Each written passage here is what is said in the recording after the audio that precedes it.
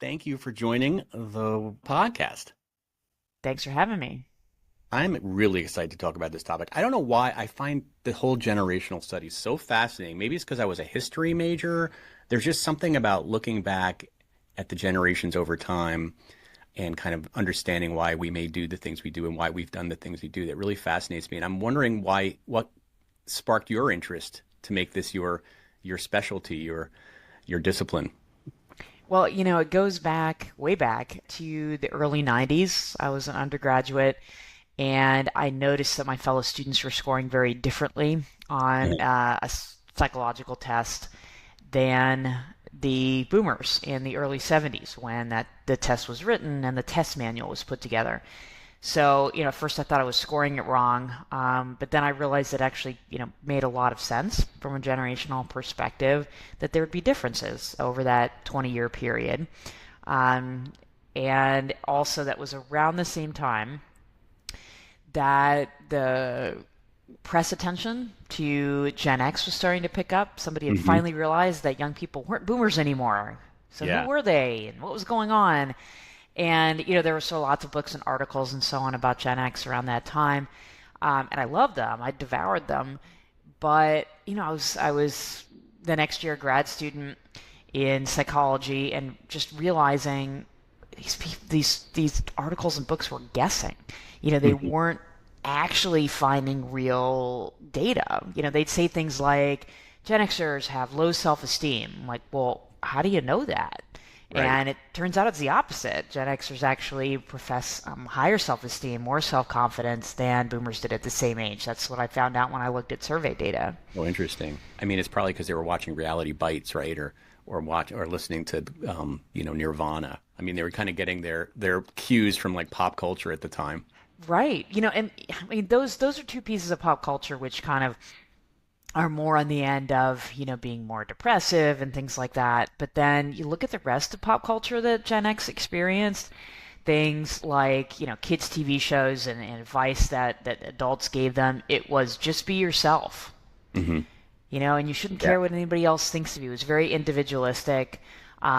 Plus, just think of the brash self-confidence of the pop culture of the 80s. And that's what Gen X grew up with. Yeah. Well, I should mention here that we're both Gen Xers. Will not age us, but so we can relate on this Hmm. particular note. But it's going to be interesting to look at all the other generations, and we're going to take a deep dive into each one of them. I'm curious how one defines a generation. It seems like Hmm. some generations are defined, it's 20 years, and then some are 15. So it seems very arbitrary to me. Like, is Yeah. there like some central generation council out there, like the emoji council, who like decides like this is now officially a generation? Like, how is that done? How is that Yeah. delineated? Yeah, it's interesting. I think in this area, pretty much everybody agrees on the big stuff, and Yep. then there's disagreement over stuff that's more trivial. So the big stuff is cultures change over time. Living now is very different from what it was like to live 200 years ago, or 100 years ago, or 50 years ago, or even 20 years ago. Mm. And that has an impact on people's behaviors and lives and values. Pretty much everybody agrees on that. And that's really the basis for what creates generational differences. But then, yeah, where do you put those lines? What are the birth year cutoffs for each generation? How are those decided? There isn't a council. Mm. Um, There should be. it's really kind of arbitrary where those lines are drawn. There's a few cases where they're clearer. For the baby boom, for example, Hmm. they're usually defined as those born between 1946 and 1964. Those are demographic cutoffs. Demographers have said those are the years when there was a much higher birth rate. Yeah. So that's pretty well defined. After that, it becomes a little bit more arbitrary. Although I will say that the advent of the smartphone and ubiquitous social media in the early 2010s created a fairly pronounced generational break between millennials, born Mm. roughly 1980 to 1994, and Gen Z, born 1995 to probably 2012.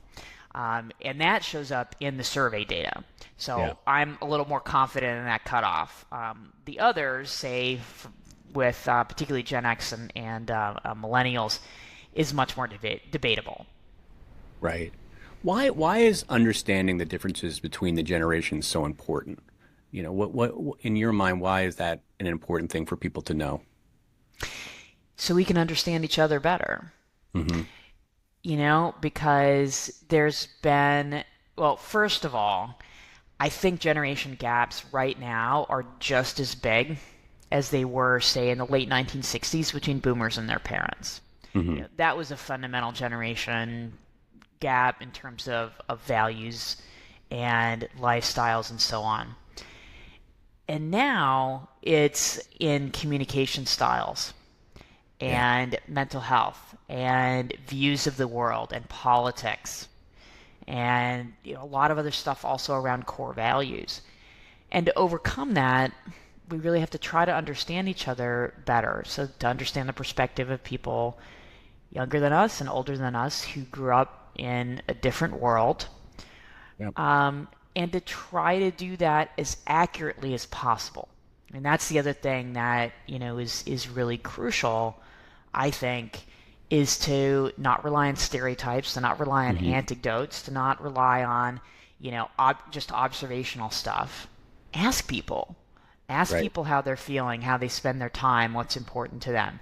And the great thing is, we live in the age of big data. We Yeah. have a lot of surveys that have done that. And not only have they done that, they've done it over decades. So we can go back in time and look at what did the boomers look like when they were 18 compared to Gen Z now.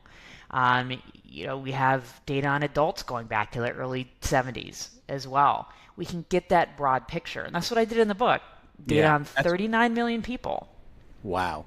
I mean, that's what I really like about your work is that it really is data backed. It's scientific. It's not just like, here's what I think or here's what my assumptions based on talking to a bunch of people from different generations. And you're right. Yeah. Like your book helped me understand, my kids' generation better. I mean, Hmm. my kids are Gen Z, Mine too. and yours too, right? Yep. So we're on track here. And it's very hard. I mean, even though I've lived with these kids in the same house for the last, 17, 13 years, respectively, I don't always understand why they do the things they do, why they think the things they do, and it is interesting to see, based on the data that you've collected, why they act the way they act, and then to be able to interact with them in a way a little bit more of a compassionate, understanding way instead of being like, I am not using pronouns, that kind of thing.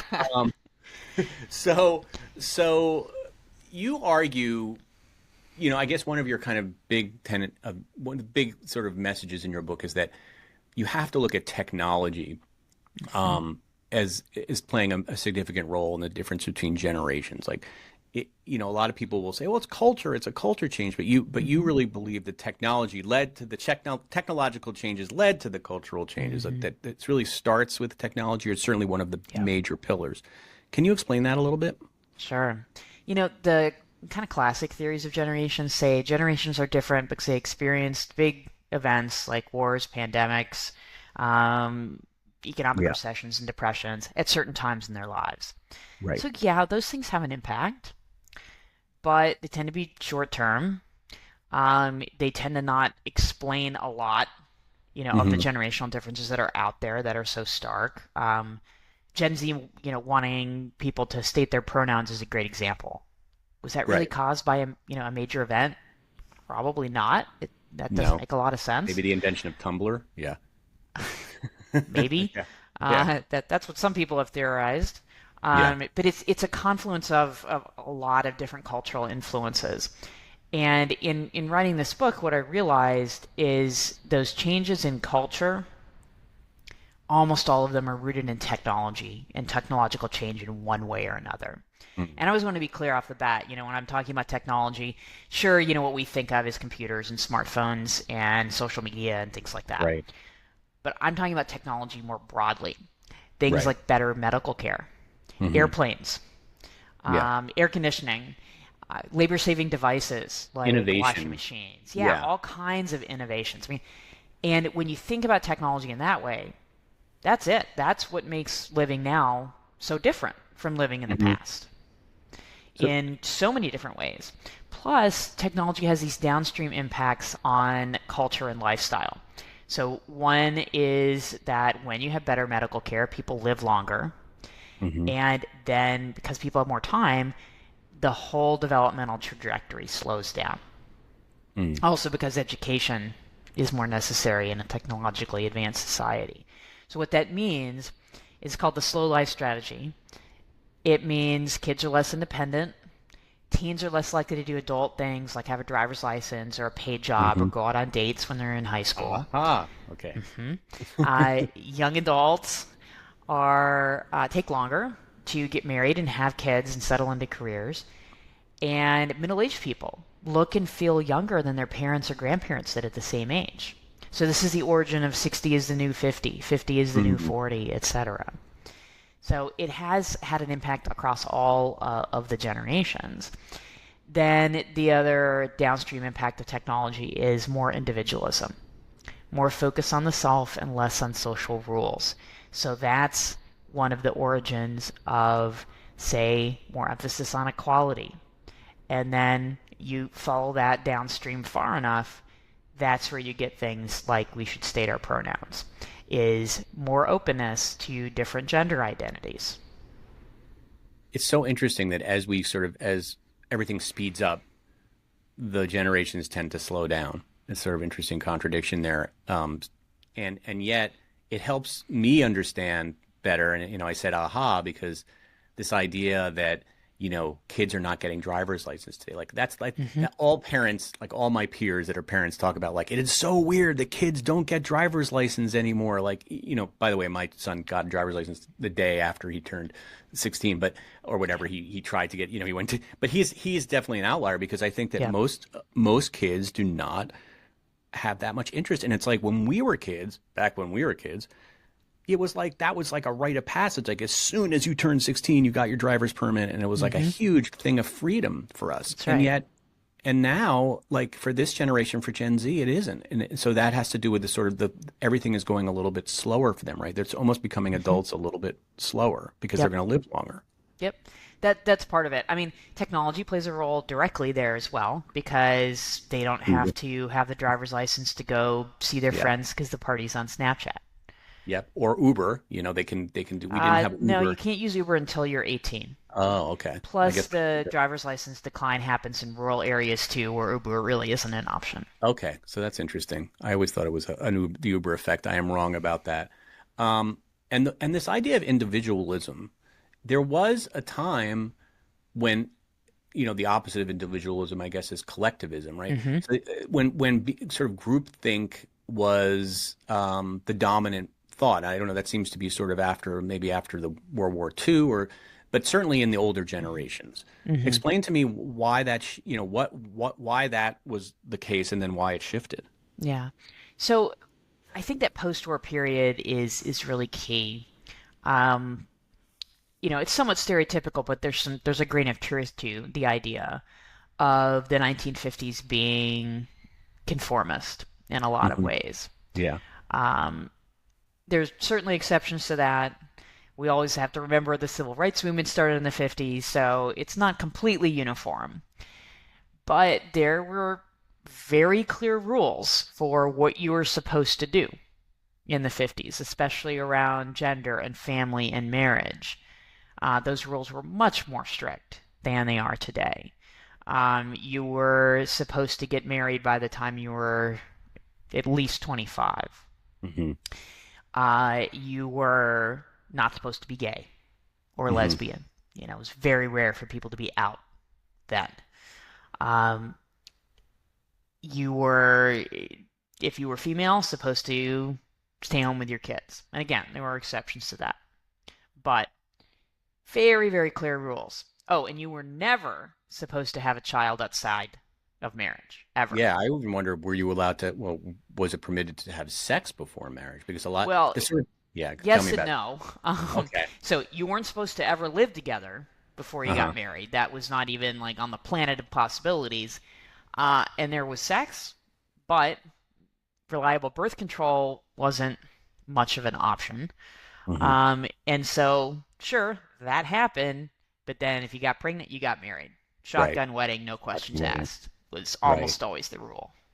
because there's a common perception. This might be wrong with the data, but that people got married younger back in the in my parents' generation because they wanted to have sex, and you couldn't have sex until you got married. Like that was I don't know, is that true or is that kind of just like No, that's a probably part of stereotype? it. That's Yeah, certainly probably part of it. And they definitely got married younger. yeah. So in as late as 1960, the median age for first marriage for women was 20. What Hmm. that means is that half of the women getting married for the first time in that year were teenagers. Wow. Which is like now, as you talk to our kids, you're not even. Oh, this is another real big generational change. My son, he would never date like a freshman. He's a senior now in high Mm. school. He would never date a freshman. He wouldn't even date a sophomore because Hmm. now to there's like such a kind of sensitivity to age Power differences differentials. and power differentials, and that he's like you have to overlap in classes. Like if you're a senior, you'd have to be you can only date a junior. That's like the rule. Now I don't know if that's an LA rule, but that is like a sort of, and of course that was not the case when I was younger. A lot of like all the kind of cutest girls went out with the seniors, and it was really annoying for the freshmen. So is that part of the kind of slowing? Like what is that? What explains that? Do you think? Hmm. I think that's more around that attention paid to equality and gender roles, Hmm. Yeah. of not having too much of that power discrepancy. Yeah, and I think that's a probably a healthy change. Um, so let's talk. If we can dive into some of the generations, it's so interesting. Some of the things you found it really helped me, and we can start with the silent generation, which is 1925 to Hmm. 1945, according to your book. This is my parents' generation. Mine too. Okay, Hmm. so you can relate. Yeah. Um, and talk to me. We've talked a little bit about this. We've talked about Hmm. the fact that they married young. My mom Hmm. married, yep, when she was 21. I think she had me a little late for silence. She had me at the age of 28, which I think was a little while to wait. I think my parents are probably typically a little bit older than most silents, Hmm. but but tell me about, so they got married young. They they had a lot of kids, right? They did, yeah. And that's a little more true of the earlier half of the silent Okay. generation than the latter. But in 1957, the average woman had 4 children. Wow. Yeah. Amazing. So my mom, I guess my mom grew up in the city, didn't grow up in the city, but grew up in Long Island, then moved to the city with my dad. Maybe they were a little hipper and like getting closer to the boomer generation. They're 1939. Um, but yeah, so and this was like, again, this is like you imagine like this is the generation that moved to the suburbs, like out of the city, right? Or is that again a little bit before the greatest generation? Yeah, I would say that the first generation to do that was the greatest generation, right after World War Okay. II. Although, some of the silents born in the 20s probably were in that wave as well. Right. You have said, or I think I read that you said this was the happiest Hmm. generation, just in terms Yeah. of psychological health. Is that tell me how you what you found when you looked into Yeah. their. Yeah, so it's based on some of the big surveys that have asked about days of poor mental health, is the way it's summed up. The question asks about you feeling stressed or down, and how many days out of the month people feel that. And that's such a great resource because they get like 100,000 people a year for Wow, that, and amazing. adults of all ages. And you have that data. I think it started in 1993, so it's just huge, just millions. I think it's 9 million people. So you can break that down by generation and see, okay, controlling for age, trying to take that out of the equation. How does it look? And when you do that, you can see that it's kind of you do from greatest generation to silence. The number of poor mental health days goes down, and then it Hmm. goes back up. When you start getting to boomers, even in more recent data, you can see that there's a big survey that was done during the pandemic about stress and depression, and the silent generation, even though they bore the brunt of the pandemic in terms of deaths, hospitalizations, their mental health was actually the best out of all Amazing. generations. It's incredible. Even better. Yeah. Yeah, Uh, so they seem to have a resilience, maybe partially. And that pandemic data may be partially born from life experience of they know Hmm. that this too shall pass. They have that Yeah. perspective. Kind of overall, I think it's also their position in history that most, were not fighting in World War II. Right. So the greatest generation had that. They didn't know it was PTSD, but it was. Right. Some of the silent generation was in Korea, but not as many, as in the greatest generation fighting World War II. And then the boomers in Vietnam and all the social Hmm. upheaval of the 60s, all of the change in the culture and so on. Plus, the advantage of the silent generation marrying young and having so many kids is they have that family support. Interesting. Do you think we look, it seems like the further you go back in generations, the more favorably we look upon them, like the greatest generation. We call it the greatest generation, right? Like, and then I think of the silence, like they're happy. And again, the data bears it out, but there seems to be almost like a more of tolerance and nostalgia because as we're going to find, as we kind of get closer to the generations that are like closer to now, there's a lot of negative stuff I, too. I think it starts to break down as soon as you get to the boomers, though, Yeah. All right. So because let's the talk about boomers have been very widely criticized and the boomers reviled. and the millennials are pretty much the most reviled generations sometimes. But and I don't know how Gen X got away scot free, but we'll talk about that. But let's We talk about the fly under the boomers. radar and We everybody do. forgets us. That's how. I know. Like I said, you did a interview recently with a Gen Xer, a Gen Zer, and he didn't even know. He said he didn't even know a Gen X person, which amazed me. I was like, you probably do. But anyway, we're not that under the radar. But okay, so 19 boomers are 1946 to 1964. Hmm. This is the generation I always think of like Steve Jobs, and Yep. this is like right. I don't know why I always think of him first, but like this is He's a so quintessential he's boomer one in of, a lot of he is to ways. me like the quintessential boomer, like an ex-hippie, but also like a cap that became like a capitalist, like the Yeah. ultimate capitalist, Right. right? Brilliant, but also seems to be a bit of a narcissist. So what is the boomer brand of individualism? Because we've talked about Hmm. individualism, but they have their own special, unique flavor of individualism. So what Yes. is that? Um, it has two main elements: choice and self-expression. So Mm, choice was really at the core of a lot of those conflicts in the late 60s, early 70s between boomers and their greatest and silent generation parents of I'm going to choose to live my life this way. So hmm. it's around some of the things we discussed earlier, we're not going to get married. I'm going to have this baby Yep. outside of marriage is one example. I'm going to have sex outside of marriage. I'm going to choose, to do the things I want to do. That was a lot of the conflict. And was this a lot? We were talking about technology. Is this a lot because of the pill, because of abortion? Like what this It, freedom? yeah, Yeah. it's some of it. Technology's at the core, but it was individualism and that Hmm. increase in individualism really accelerating.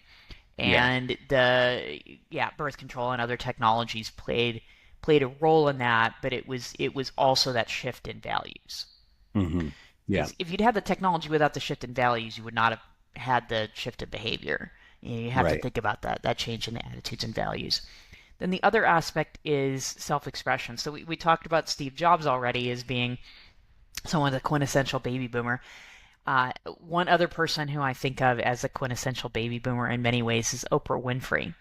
Mm. And she's a great example of self-expression Right. because that is the core value. So if you think back to the 80s when her talk show first became popular, she had that particular brand of listening and empathy and emphasis on self-expression that is very boomer. And that's what really made that show popular because it was the willingness to talk about anything in a way Right. that their parents, were appalled by in many ways. But that openness to discussing everything is also a core boomer value. That's interesting. Is this one interesting thing you document in your book is how names change over time? Hmm. So, like, I'm John. Hello, you're Gene. It's probably Hmm. harder now to find a John and a Gene, and Hmm. this might change later. But I'm wondering if the boomers start.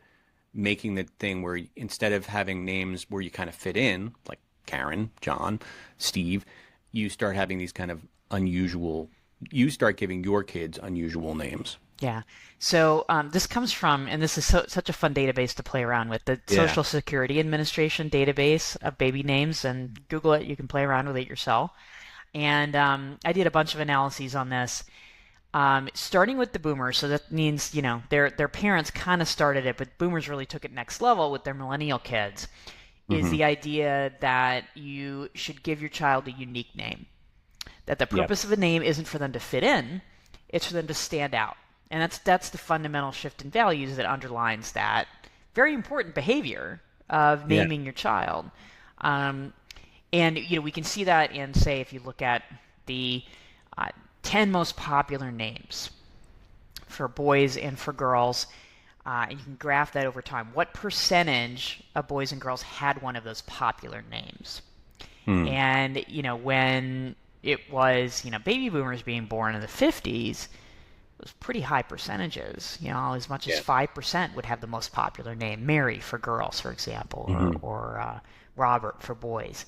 Um, and for the top 10, like a third or a fourth, would have just one of those 10 names.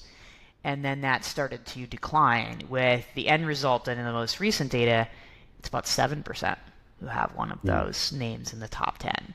So, of course, which names are popular changes, but it's also that fewer children are given common names. Hmm. It's interesting. The thing, the paradox about boomers is that they were the generation, they were the hippie children, they were the flower children, they were the one free love, sex, and kind of like kind of envisioned utopian society, and yet your data says that they are also incredibly unhappy. They drank a lot. Obviously, we know drug use was up, but maybe drug use not so much recreationally in this case, but just drug use to ease their mental health. Why do you what do you think happened? Like what went Hmm. wrong? Yeah. Now, it's a great question. Well, I think the drug use didn't help, but Hmm. it is a chicken and egg question, right? Yeah. Was it that the drug use led to the mental health issues, or did the mental health issues lead to the drug use? Probably some of both. Yeah. Um, at the core, is that the rules changed. Yeah. And, freedom can be great, but it also can be really stressful. Mm. That, you have all these choices to make, and if you screw up, it's on you. I mean, that's Yeah. kind of the fundamental change that boomers experienced.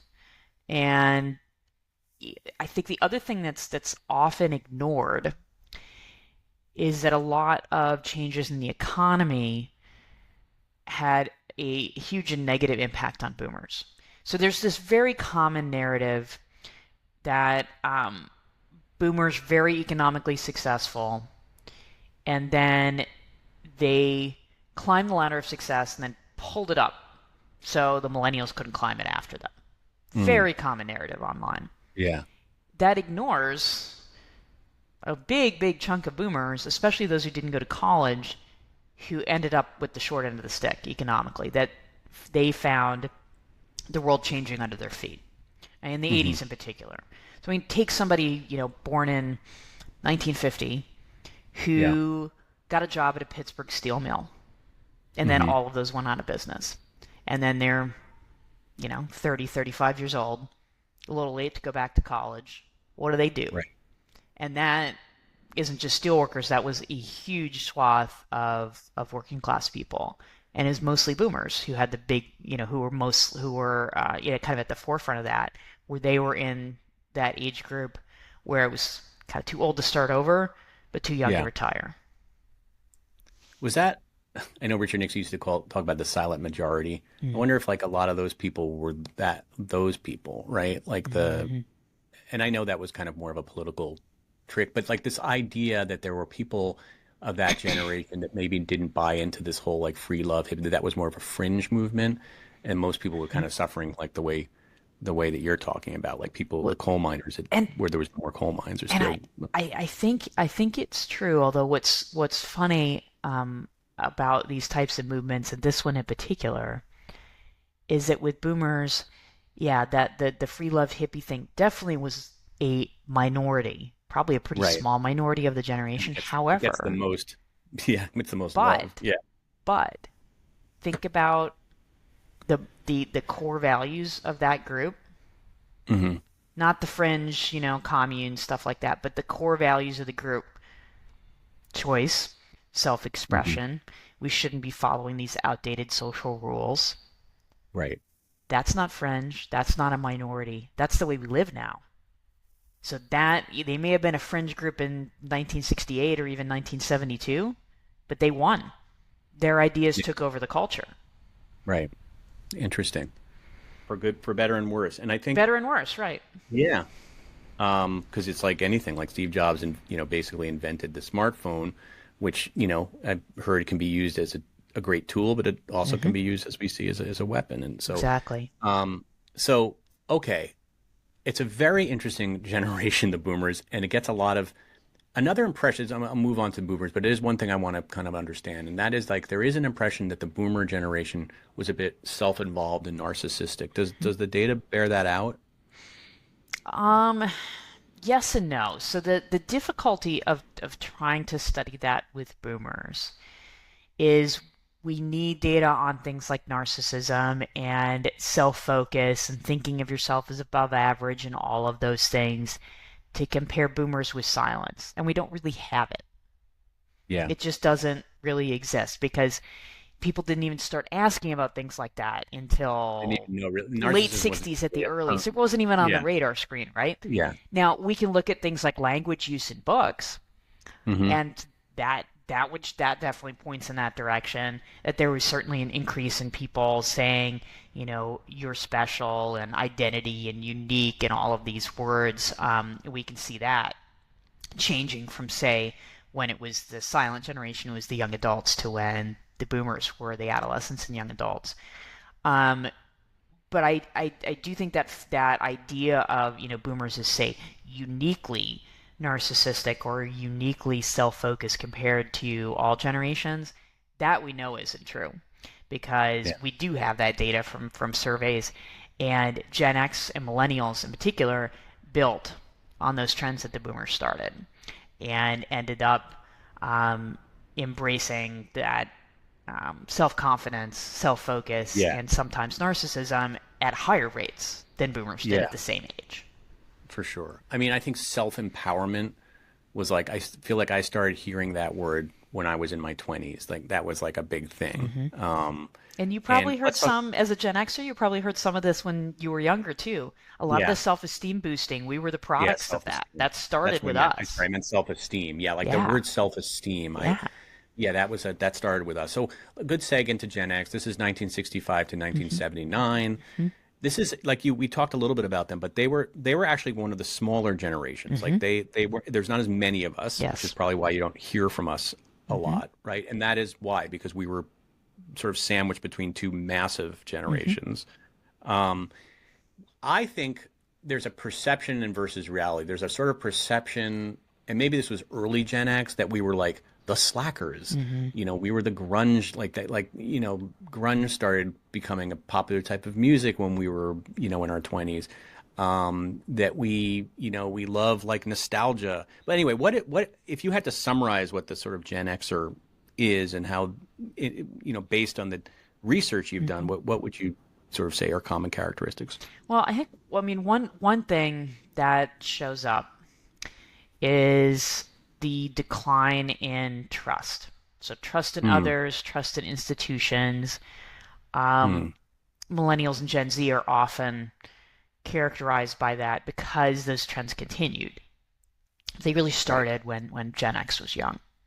So I think that's where the reputation for cynicism comes in, Mm, is the beginning of that just lack of trust in each other and lack of trust in government, in the media, hmm.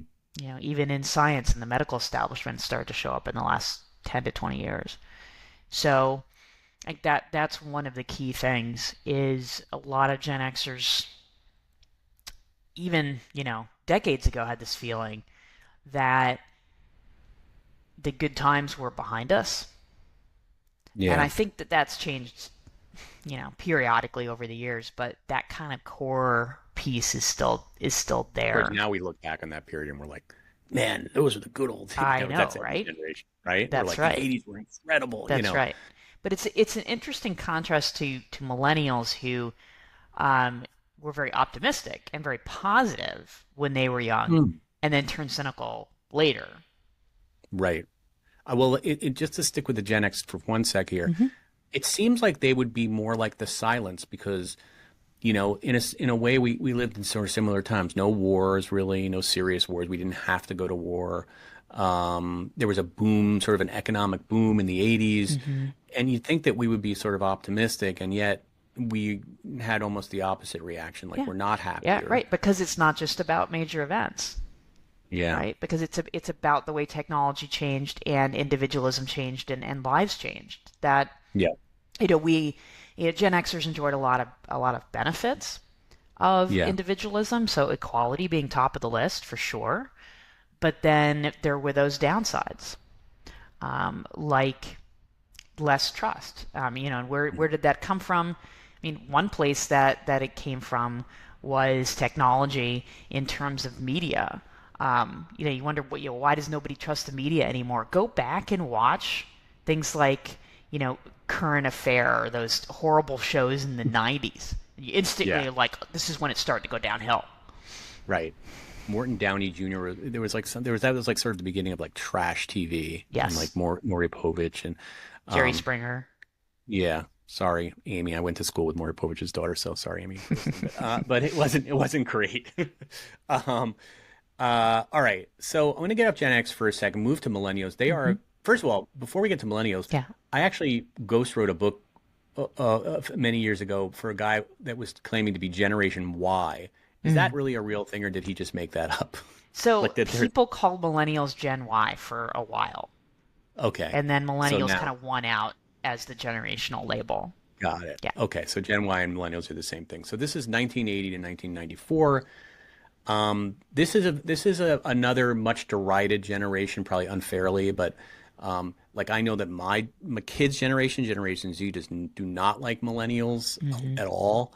And then my generation, Gen X, I think like my experience with millennials was a lot of the people like I hired over the years when I Mm. was in more corporate jobs Hmm. were millennials, and I would always complain, oh, their work ethic is weird, and they want to leave at 5, and they don't they want to do their own. Like there was a lot of complaining, like they're lazy, and again, it could just be a generational thing where it's like the older generation looks down on the younger generation, but in some ways, some of their bad rep is true. It's not necessarily their fault. We're not coming down on millennials here, but talk to me about what kind of defines this generation. Well, I think one thing that really defines millennials is a shift from optimism to pessimism. Hmm. So, as adolescents and young adults, they were happier than Gen Xers were at those Yeah. ages. Um, they very optimistic. They had extremely high expectations. Hmm. Very self-confident, more likely to say that they felt they were above average in certain Yeah. characteristics. And I think that explains why a lot of employees were like, "Wait, what is this Yeah. It was person kind of like doing?" it wasn't Um, like it was the end of this mentoring thing where like they didn't want to be mentored. They knew better. That was kind of the very yeah, general yeah. impression. And some of Yeah. that's, some of that's age, some of that's Of like course. the Yeah. confidence of youth. And it certainly wasn't every millennial out there, but there was this brash self-confidence, and that has its advantages. Optimism has its Hmm. advantages. But how could those high expectations possibly be fulfilled? And they weren't.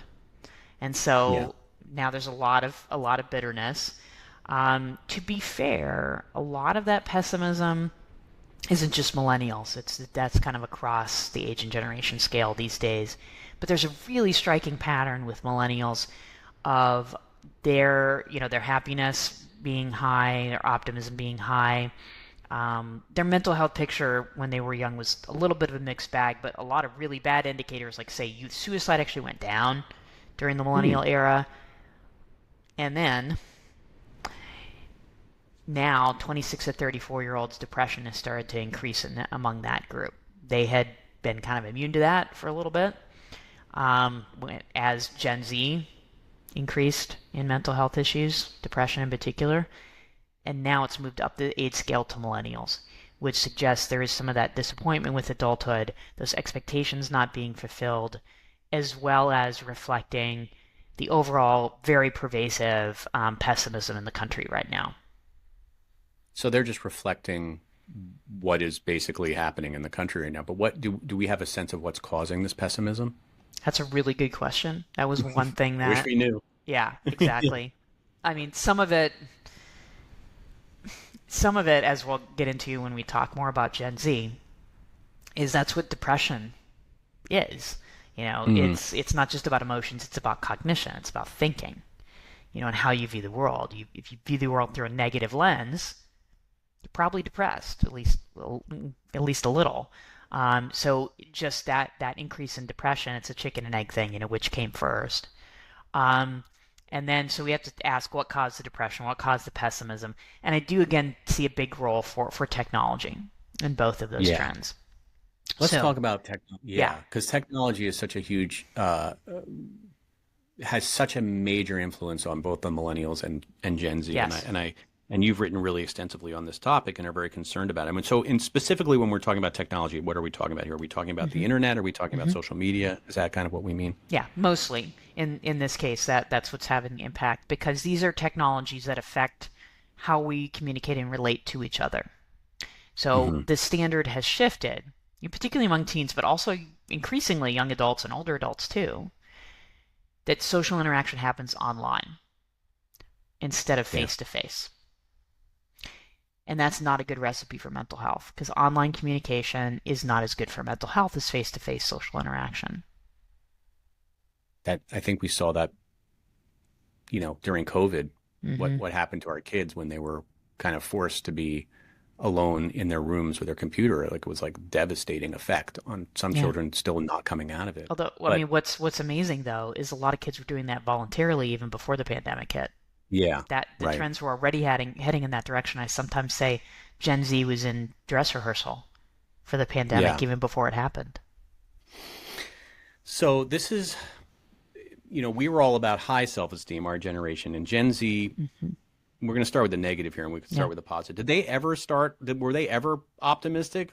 Did these poor kids coming into this world? I feel guilty because this is the world that we're giving them. hmm Did they ever feel optimistic about things? Not really. And Mm. that's the huge shift. So Yeah. my previous book called iGen is about Gen Z, and I was inspired to write it because I was seeing changes in this national survey data that were really unprecedented. I'd never really ever seen changes that were so big over such a short period of time. And it Yeah. was things like more teens saying they felt lonely and left out, that they felt Mm. like they couldn't do anything right, that they didn't enjoy life, that they didn't think their life was useful. Those last three are symptoms of depression. Um, and that self-esteem also, those indicators of feeling self-confident also started to go down. And it was all right around the same time, around 2012. Just And everything this was across the board. Happiness went down, expectations went down, um, and this behaviors was when the too. phone became more Yeah, that's when the omnipresent. phone became, smartphones became common. Social media moved from optional to virtually mandatory among teens around that time. The character of social media also changed around that time, became much more visual. It's around the time Facebook bought Instagram. Smartphones started to have front-facing cameras. It was when a lot of that stuff changed. Teens also started spending less time with each other face to face, and they started Mhm. spending less time sleeping. And you put all of that together, that is a very bad formula for mental health. Wow. Now, the idea of being face to face, why is that so important? The hmm human interaction as opposed to hmm because, our kids think in a sense, it'll be interesting. Like I'm sure you've had this experience where my kids will be in a room with all their friends, but they're all on their Right, phones, which is like this right. bizarre Amazing. thing. And my hmm reaction is like, "You guys go out and play like we used to do," like, hmm and they, they do that. And I think my kids think, knock on wood, are pretty healthy and adjusted kids, but I do see them doing that, hmm and what is it about even though they're together, they're Hmm. still on their phones. What Hmm. is it about that face-to-face interaction that's so important for mental strength? Yeah. It builds that emotional connection with someone else. Hmm. And it's also just a fundamentally different experience than, say, especially social media, which isn't really, even though it has the word social in its name, it's very performative. And it's about Yeah. likes and followers. And, Hmm. that cycle of dopamine and disappointment that happens so often, and the body image issues, and all of those things. Because it's not just about communication with friends. There's also this larger audience, and that's where a lot of the problems come in. But even if you compare just face-to-face social interaction with texting, I mean, texting is a pale shadow compared to all of the feedback that you get and the emotional closeness you get from speaking with someone in real time in the same room. Yeah. They don't even text anymore. Now it's just like emojis. And also, Mm-hmm. I noticed this generation and millennials to some degree don't even like to email. And Mm-hmm. there's something about, Right. and again, they're all kind of distant, but I think there's something about having to form an email and like, like sentences and like full, complete thoughts, Mm-hmm. that might be more valuable. I don't know, but it is interesting that they've completely rejected email. Like I cannot communicate with my kids through email. Like they won't even look at their emails. Yeah. Yeah, I So don't know what to do. the kind of trope goes like this: the boomer wants to see you in person, the Gen Xer wants to send you an email, the millennial wants to text you, and the Gen Z wants to make a TikTok video. It feels about right. I mean, it's obviously a stereotype, Yeah. but it also, like from what you're saying, it's pretty true. Is there, and it's worse for girls, right? Which is Mm-hmm. another sad thing. Is that because of the body image stuff? And Probably. yeah, It's also just the way girls communicate with each other. Social media is a perfect storm for bullying, the type of bullying that girls do to each other, and social rejection. mm. That's where it can play out. Ugh, see, this was all supposed to bring us together and make us Hmm. one world, and like I said, that Hmm. the idea of it being a tool and a weapon, like Yeah. it's just so sad that something that had so much potential could have done so much harm. And it still does. I mean, that I think that's the Yeah, thing that is, the most distressing is these technologies are amazing. It's right. just they're very unregulated. And Hmm. so it basically moves to the lowest common denominator like really quickly. Plus, really young kids are on social media and it's not designed for them. So I and a lot of other people are starting to advocate that the minimum age for social media should be raised to 16, and we should actually verify age. And I know that'll completely freak out kids, but it makes a lot of sense. I mean, It, even it won't as television much is as at you least, might think. They're actually surprisingly yeah, open to things like that. really. Yeah, Tell me about like yeah, when you've surveyed them and when they've been yeah, polled. yeah. Yeah, it's kind of like people want you to set guidelines. They don't want to Yes, set their own. that's what it They want is. you to set That's what it is. guardrails. And to be clear, I haven't done surveys on this of young people. It is more anecdotal and just in talking to young people, when I give talks at middle schools and high schools and so on. But that's what they want. They want guidelines to be set because they're struggling with this so much. Hmm. That's really interesting. Wow, I'm with you on this one. I'm a believer in free speech, but I also believe, we put regulations on TV. And you can watch everything on TV. You could, I don't know. Even TV was probably should have been regulated somewhat Hmm. back in the day because look at the damage the television did. And now it's the internet. So there is a new, and the interesting, another one last thing about this Gen Z thing, it's not just unique to Americans. This is Hmm. happening across the That's right. world, right? That's So right. which means even further, boosts your argument that this is Hmm. this is not just a cultural or American phenomena. Yeah, that's right. This is Because those everywhere. those increases in depression and anxiety and mental health issues are showing up worldwide. And that, Yeah. again, points to a cause that is worldwide, like technology, unlike, say, Trump's election or school shootings or any of some of the other explanations that have been suggested. All right. So there's one other generation that's coming up. We don't know a lot about them yet because they were born in 2013. Hmm. My kids are not this generation, and you call them the polars. Hmm. Why do you call them the polars? After melting polar ice caps and political polarization. So they're often That called makes a lot Gen of sense. Alpha, but that's a Yeah. continuation of the idea we're going to name the generations with letters, and oh, whoops, we ran out with Z, so now we have to Yeah. start over. Let's use the Greek alphabet. It's all very repetitive and boring, and I think we need to go back to the generational labels that say something about the generation's experience. That's true. Although the polars might strike that as a bit negative that it's two things that nobody particularly likes. It's true, but not two things that Yeah. they don't So particularly maybe like there'll be about. another label. I just hope it's not Yeah, it'll alphas. And I'm come. I also like I'm polars. not a huge fan of Gen Z either, although it seems to have caught on. Yeah, Gen Z doesn't make any sense. Was it just XYZ? Mm-hmm. That was why. And then we Yeah. skipped Y because Gen Y didn't stick Yeah. for millennials, so it just doesn't make any sense. It doesn't make any sense. And it is arbitrary how these names come up because we didn't talk about this, but Gen X was the name of a book, Douglas Copeland Hmm. book, but it was actually about a generation that was actually a little bit It was younger actually about than. late boomers. Yeah. Yeah, Although it did, right. it did fit in many ways.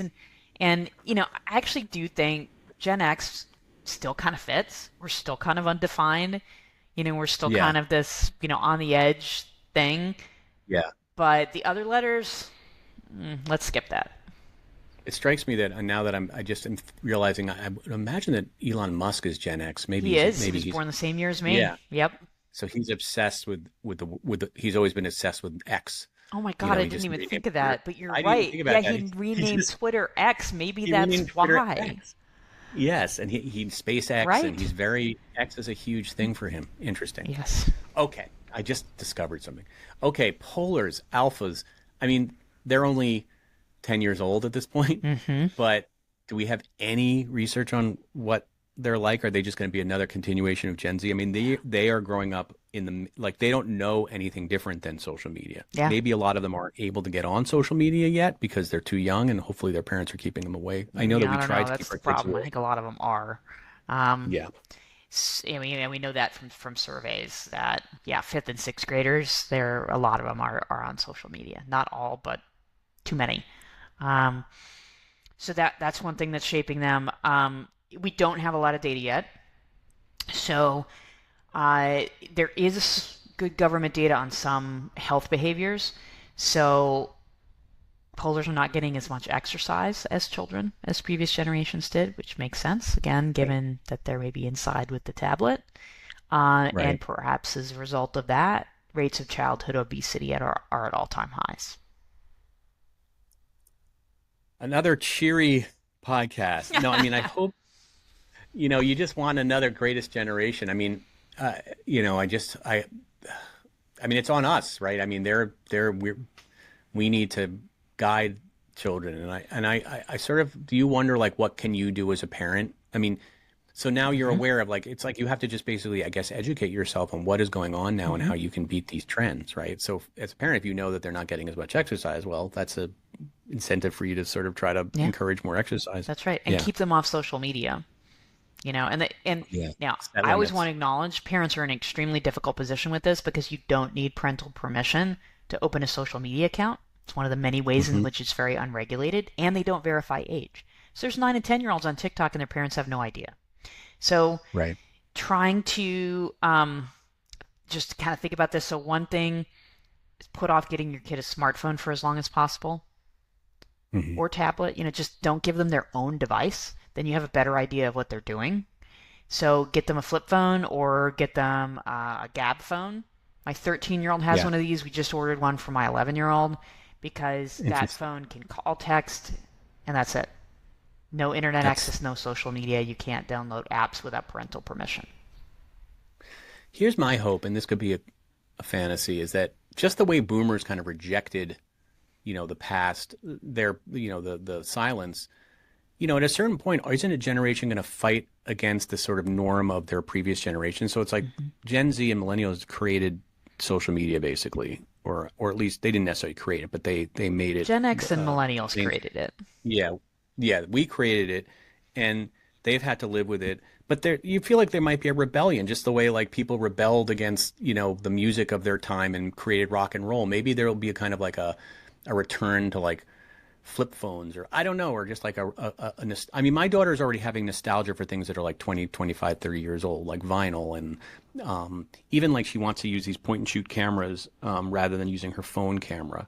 I'm just hoping that there might be some sort of like, it's not cool to be on social media anymore. I don't know. It's hard to imagine that Yeah. ever being true, but Yeah, and I have a, I think there is that feeling, and I think there's a lot of young activists who are speaking out hmm about social media needing to be more regulated. The Yep. tough part is these companies have poured billions of dollars Right.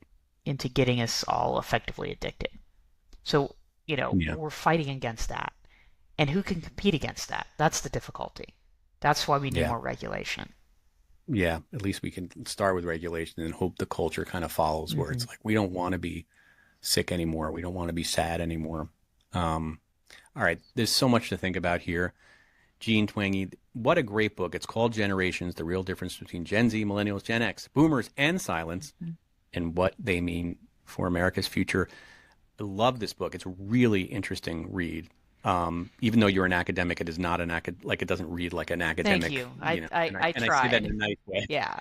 I say Make it that in a nice way. interesting and, have it. Why did you decide to be a writer? Because a lot of academics Yeah. are not writers, but you chose to Yeah. be a writer. Tell me a little bit Well, about because that. I almost wasn't an academic, I almost was a writer.